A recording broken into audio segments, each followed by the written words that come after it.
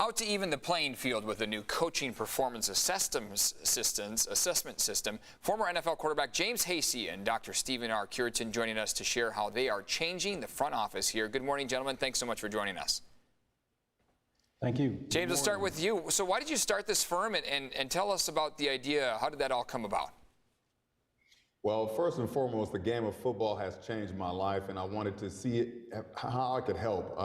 We heard Roger Goodell, the commissioner of the National Football League, speak very passionately during the pandemic about the need to change the game of football and improve the game of football. I took that challenge upon myself and decided to develop an algorithm using my experience as a player and as a coach.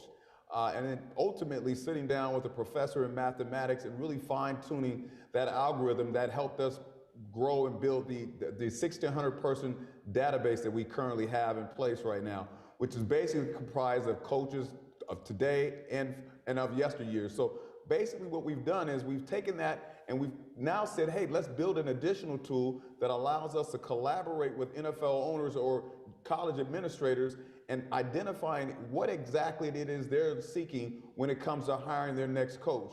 Once we're able to get that information together, then we're able to go out and identify those candidates and help streamline the process. The final piece of that is once those coaches are in place, whether they're hired or fired, our goal is to continue to work and continue to teach those coaches on how they can improve their skills.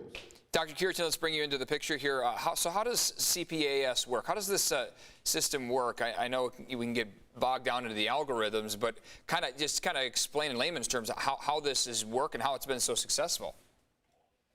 It's a marriage, really. It's a quantitative marriage with a qualitative piece. The quantitative piece, just like James said, suggested that we're looking at hard numerical facts and data with wins, losses, and any other component that we decide to put in there. The qualitative piece, which is best explained through the Minority Outsider Report due October the 5th, out for a complete read. But what that basically does is it approaches and collaborates with owners and decision makers in the hiring process to address their mindset about what it means for them to hire someone who provides a winning proposition.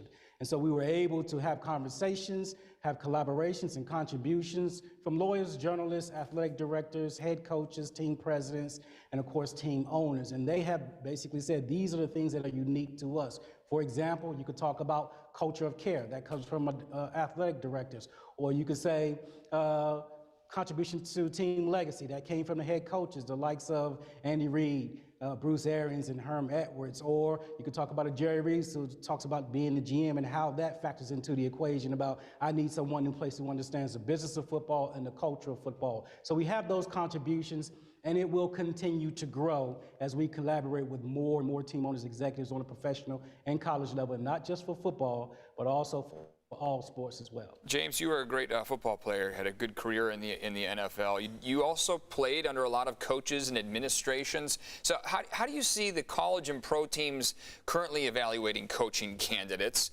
And how do you see where we've gotten a little better over the past few years when it comes to African Americans being involved in coaching? And how much room do we have to grow?